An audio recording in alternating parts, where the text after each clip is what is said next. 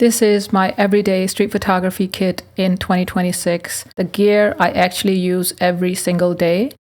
Last year, I simplified everything. I committed fully to shooting 35mm film and quit digital street photography after 10 years of doing it. So this year, my kit isn't hybrid anymore. It's focused, it's deliberate, and it's exactly what I need to do street photography.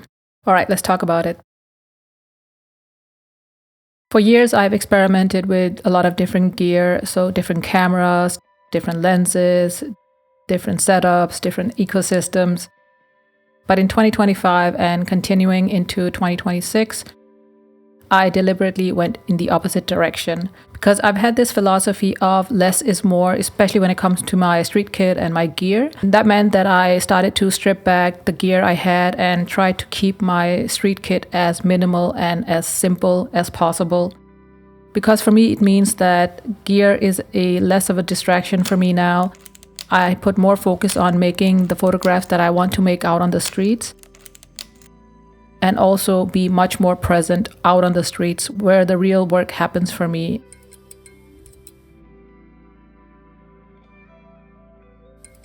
Let's get to the star of this video, my main workhorse camera. I have the Leica M6 reissue from 2022. I bought it in 2024.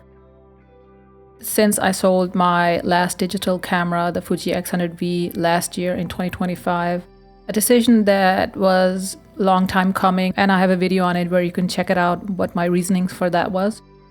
But it was actually one of the better cameras I've had for street photography because it was just so simple to use.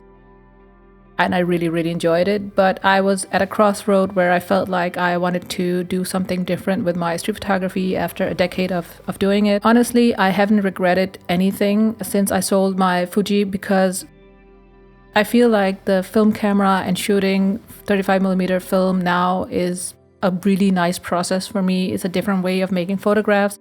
I really enjoyed the end result. I kind of got into the whole workflow around it. I develop myself, I scan myself.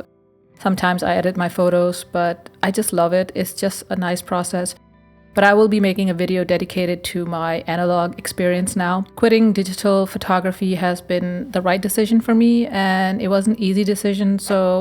But selling my digital camera really kind of sped that along. Also, the learning curve I've been on since I sold it, it's been almost a year since I've gone fully analog. I really enjoyed using the Leica M6. I think it's the perfect camera for it. The rangefinder, I love the tactile experience. I love it slows me down. I love that I still fumble with loading the film, even though it's a rapid load system.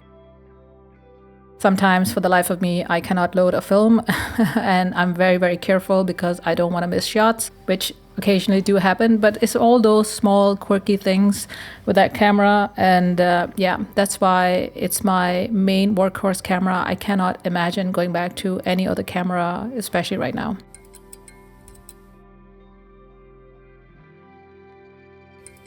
So let's talk about the lenses I have in my street kit in 2026. When I bought my Leica M6 in 2024, on the same day I picked up a lens for it as well because I wanted to go out on the street on the same day and try out my camera.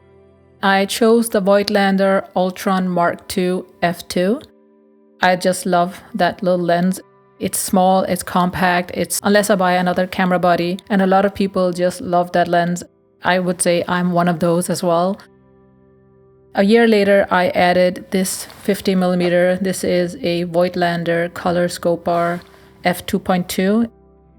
All of the lenses I'm going to mention here are manual lenses. Also have a lot of mirrorless cameras for my Sony, but this is my street kit, you know, the gear I use to go out and do street photography with.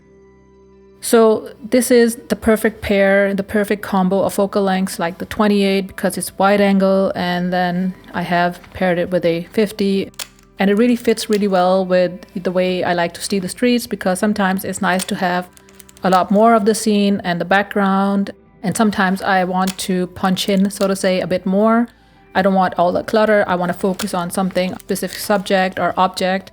This is a really good combo, and I will be making a video where I talk about these two focal lengths and how they complement each other in terms of how I like to do street photography.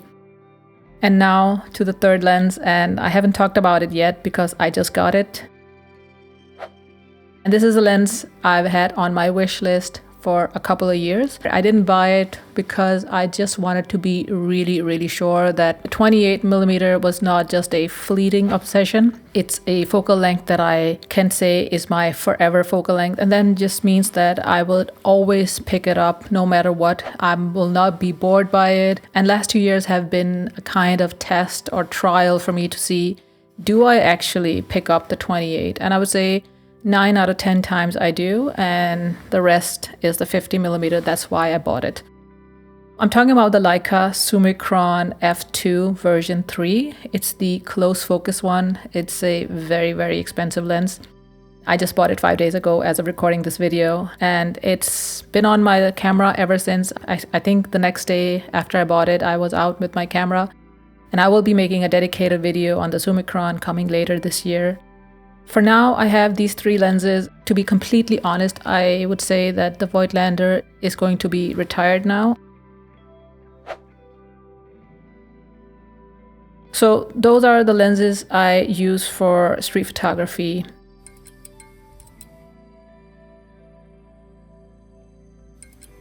Let's talk about a few essentials that I have in my street kit for street photography. These are actually tools that I rely on when I go out, and I just have it in my street kit because they come in very handy when I have the need for them. So first up is a light meter. Yes, my camera has a light meter. It's good for the streets and it's not always super accurate.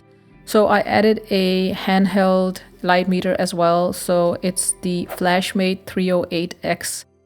It's a light meter that has been out on the market, I think, for 6, 7, 8 years. It comes with really good reviews, and I've had it on my wish list for a long time, and I bought it because I got a good deal on it, and I added it. And to be honest, it's really handy and very practical, especially for those sessions where I'm indoors, I'm shooting my friends and family, and a light meter just helps a lot, especially to have the correct exposure when you're shooting film. I haven't taken my light meter out on the streets yet, but if I have a need, I will definitely pick it up. Even though we have a lot of overcast weather here in Copenhagen, can get by with the ISO 400.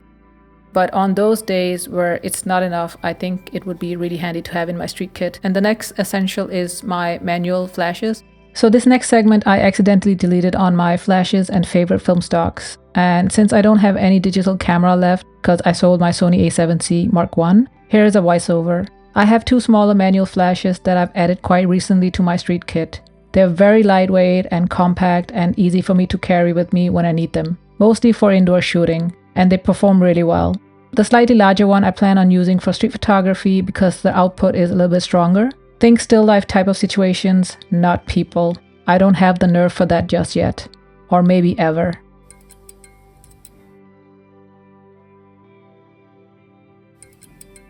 As you can see, I have a lot of different types of film stocks that I mostly bought back in 2024, 2025, because back then I was experimenting a lot with different films and with my new film camera. But my favorites are definitely black and white, and for that it's Tri-X 400, HP 5 Plus, occasionally T-Max and Kentmere 400. And the good thing is I also develop myself, and that's really easy with black and white photography. And on the color side, I just love Kodak Gold 200. That's my top film stock.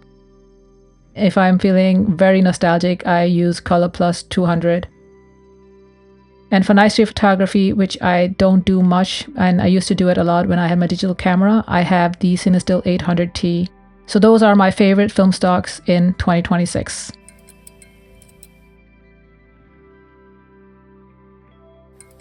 If I look back a couple of years, I would say some of the most important lessons I've learned in terms of gear and workflow and the whole ecosystem is that, first of all, I see my gear more as a tool now than I did before. And for me, having the best tools at my disposal to go out and make street photography, make photographs that I really enjoy, and also having the tools that I really enjoy picking up made a really big difference, because I really enjoy picking up my Leica M6 and I really enjoy having the Summicron go along with it. It looks beautiful on the camera.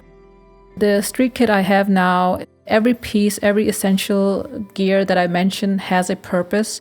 I know exactly how to use it and when to use it. And also having the philosophy of less is more. And I know that's a very used term, less is more, but kind of removing a lot of the decision fatigue around my gear has improved my focus. Yes, I had to let go a few things, tools that I thought I really needed, but I realized they weren't essential for what's important for me, which is going out on the streets, going out and being really connected to the streets. The result right now is that process is that my street kit is finally at a place where I really enjoy having the essentials, and sometimes I add a few things to it. But I really enjoy the street kit I have in 2026 because it's much more focused, it's much more intentional. I know exactly what to use and when to use, as I said. Alright, so this is my street kit for 2026, and let me know what you have in your street kit in 2026, and I'll see you in the comments. Until next time.